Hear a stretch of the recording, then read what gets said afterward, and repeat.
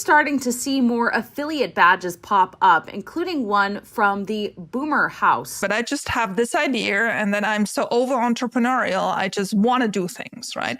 So sometimes I would really be advised to, think a little bit, just calm down and think. Tesla Boomer Mama decided to make her own affiliate badge using her own money to make it happen. And I thought, yeah, that's actually a good idea. How about proposing that to my subscribers, that if they want to be creators, if they want to, experiment this together, let's just do it.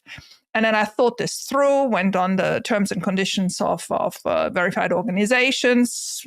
And then I just did it. The same evening, I set up the LLC. So it became the Boomer House LLC, a California LLC. The promise from X, 2 times organic reach. The problem, having to cough up $1,000 a month just for the organization and then an additional $50 per affiliate. It quickly becomes expensive. It sounds as if, I'm getting rich here. I'm not. I'm losing it. Check out this post. In August, the X verified account boasted, "What's better than organic reach? Right, 2 times organic reach. That's what Verified Orgs gets your business, plus affiliate badges for team members, the ability to feature open jobs on your profile, and more." We were born on August the 10th. So that is now exactly 2 months ago. Boomer House has grown since being approved as a verified organization with a subscription page, Stripe accounts, and everything a real business requires. And like many of the new features, Alexandra has been trying to help the X team troubleshoot some of the issues, having weekly emails for months now to give feedback and get some help. Well, no doubt about it that, we really wanted to see how this works, whether it works. And it coincided, obviously, with monetization on X. Now, it wasn't about me making more money. I mean, you can imagine how much I really would have to create to actually get those $1,000 a month back. So for me, this was clear this was going to be a net loser. But it was to give all these smaller accounts the possibility, first of all, to reach the 500 subscribers more easily, because that's what you need to then activate subscriptions, but also obviously just give them a megaphone for reach. But then it became much more. We have a DM group, we're organizing trips, lots of other, we've got our own merchandising. So it has become much more than what was the initial intention. And I'm sure X wanted us to become much more, not just a funnel through of affiliate badges, because that's not allowed. It became really sort of a membership association like AAA, right? Where you have a common goal, but you also have a lot of other services around it. But has the promise of better reach been fulfilled for all 100 plus affiliates?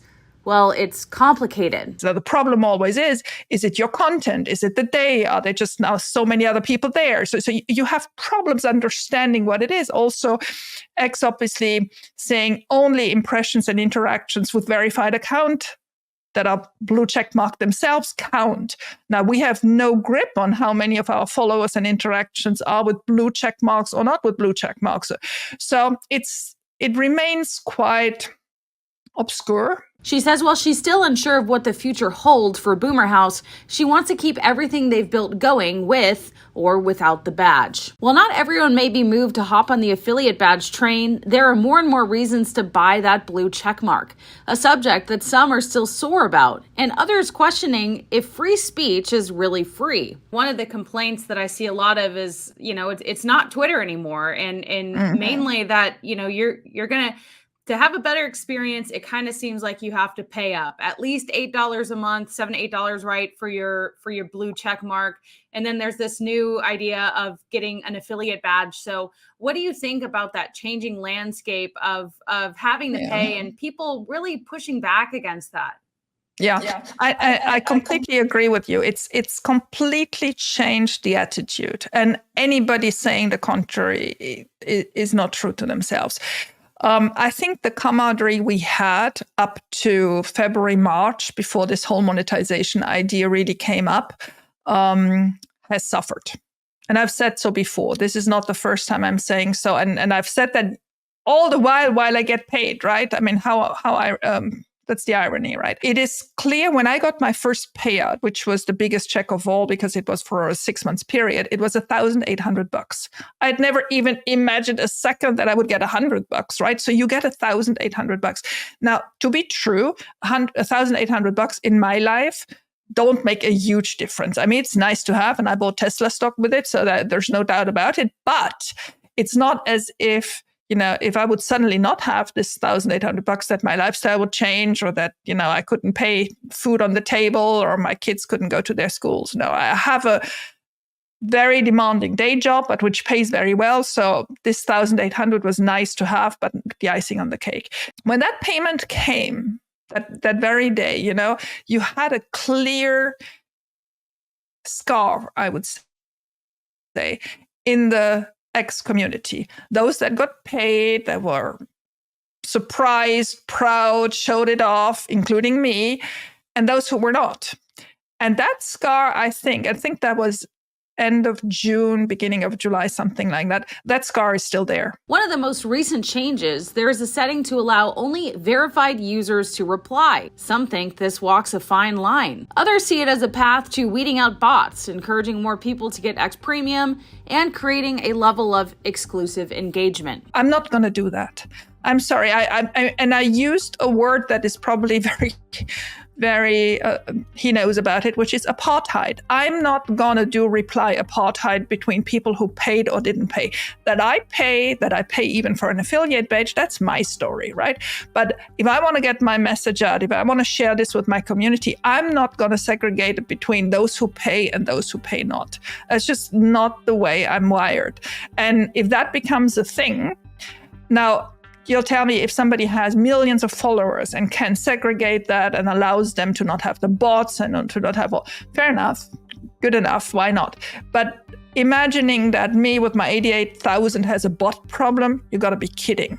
And the simple fact that if you don't follow these people anyway, these bots, you don't see their stuff. Or if you see them, well, you hide them and block them and they're gone. So I just feel this segregation, this apartheid between this group and that group, completely unnecessary. It's going into a corner where I'm actually surprised. And I think it's a shame because we can really learn a lot by listening to the other side and disagreeing, because it brings our thoughts forward and allows us to reformulate our position, and we may still not agree. And it doesn't matter, that lots of other things we can agree on. So going back to the town square that Elon imagined, we're very far from that today. We're now in a paying up scheme, which probably helps with the bots. But I'm actually surprised, because with AI and the whole thing, you would think that bots could find a technological way of being dealt with rather than a paying up thing. I want X to be profitable. Only profitable businesses will, at the end of the day, help to serve everybody else. You can't, as a society, have a business that is constantly losing money. And Twitter was constantly losing money, right? So I understand that things have to move. But I don't like the way this is moving at the moment. Now, again, I don't like it, but yet I still am. I still like it much, much more than any other social media platform. I still like it much, much more than any other way of expressing my opinion.